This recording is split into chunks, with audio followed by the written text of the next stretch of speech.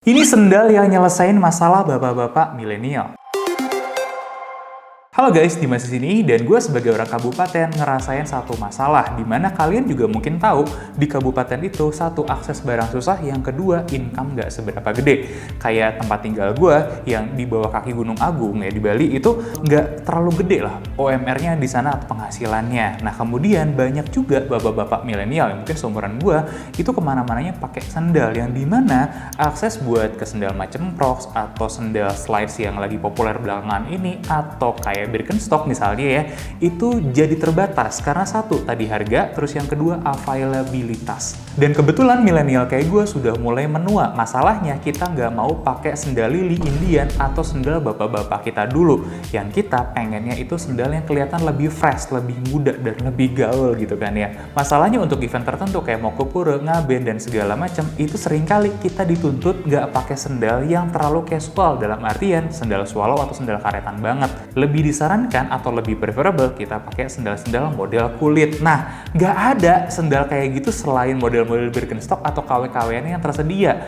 Nah, untungnya sekarang ada sendal yang nyelesain masalah kita. Dimana gue ngelihat sendal ini sih potensial ya. Satu, dia bukan KW. Yang kedua, dia harganya terjangkau. Nggak perlu beli Birkenstock, tapi kita dapat yang looks-nya udah leather kayak gini. Ya, cuman terlalu terang aja ya kalau model yang ini. Mungkin kita prefernya model-model yang warnanya hitam atau warna-warna coklat gelap kayak gitu ya. Nah makanya gue bilang ini tuh sendal yang menyelesaikan masalah banyak orang di kabupaten. Ya mungkin orang-orang kota tuh nggak relate sama masalah ini, dan kalau kalian nggak merasa relate nggak apa-apa. Gue mau kasih tau kalian seberapa menarik sendal yang udah kejual ribuan di marketplace ini sebenarnya.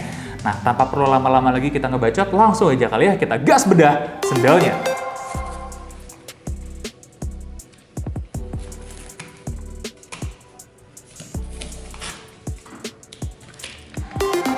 Dan ini dia sendal Oscar dari Barbatos.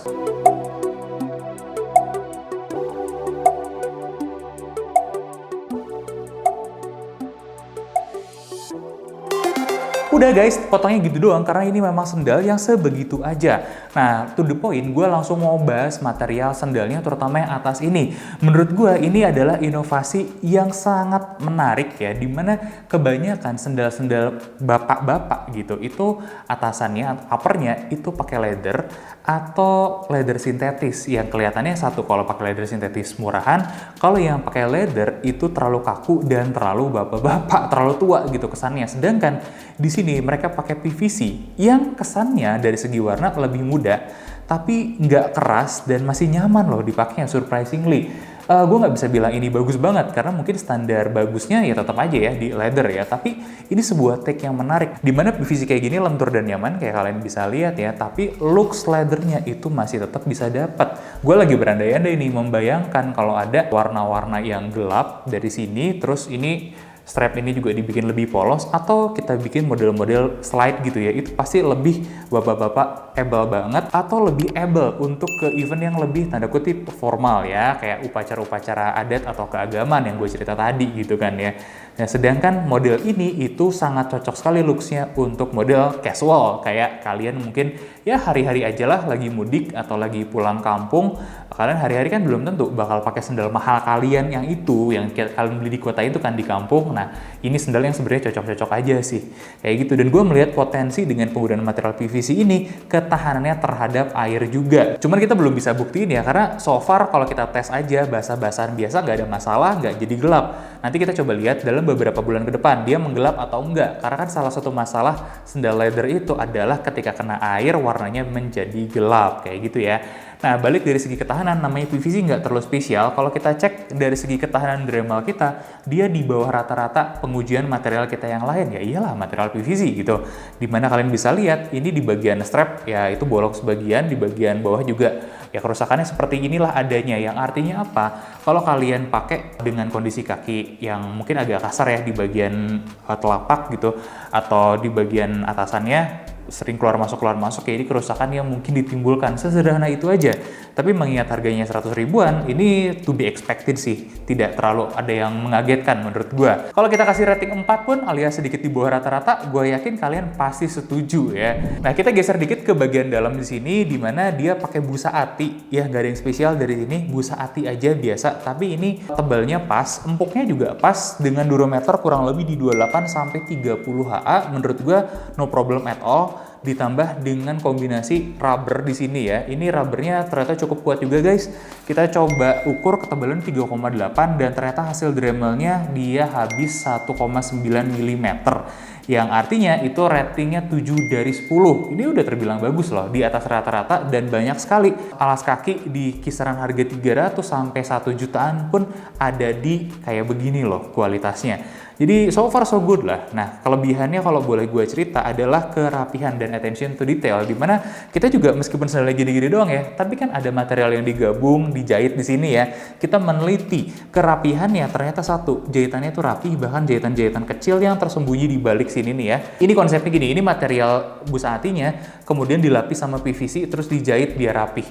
Nah, proses pelapisannya rapi, jahitannya itu rapi, makanya gue kasih jempol juga loh, meskipun tidak terlihat rumit ya, tapi idenya itu oke juga, dan pengelemannya rapi, sampai-sampai nggak ada lem bleber, nggak ada, kalaupun ada bekas clean up, gue lihat ada beberapa ya, ini clean up-nya juga bagus sekali, jadi so far so good, gue tidak ada komplain, gue kasih ratingnya 7 dari 10 untuk konstruksinya, dan kalau catatan aja ya, ini lem-lemannya kuat, dan beberapa detail-detail tuh karena sudah dijahit, dia juga tambah kuat kayak gini nih. Ini mungkin lem-lemannya tidak seberapa kuat ya di sini, tapi dia jahit tuh di bagian tengah sininya, jadinya kuat juga. So, no complaint at all. Dan kenyamanannya kayak gimana? Ini sendal mungkin sedikit lebih berat daripada Metaspeed Edge. Gak nyambung ya orang desa ya.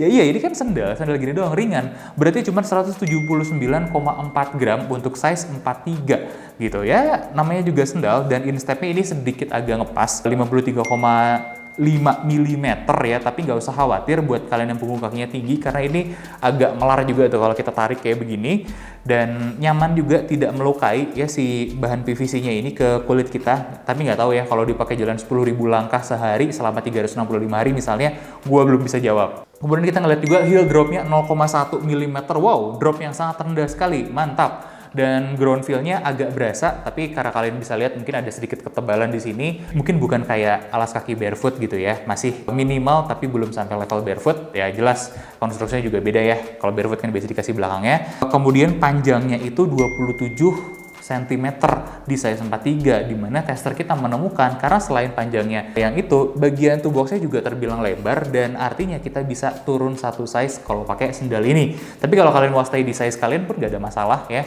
oke aja. Dan ini tuh dipakainya juga sesuai bobot tadi, dia ringan. Sendal ini ada klaim tidak mudah ngelopek, kalau gue tidak melihat itu ya, karena kita belum tahu, kita harus cek jangka panjangnya seperti apa. Cuman balik lagi ke tadi, untuk konstruksinya itu kebanyakan dijahit, dan jahitannya juga terbilang oke. Jadi kalau tidak gampang ngelopek karena di sini nih jahitan-jahitannya ini, gue rasa setuju sih.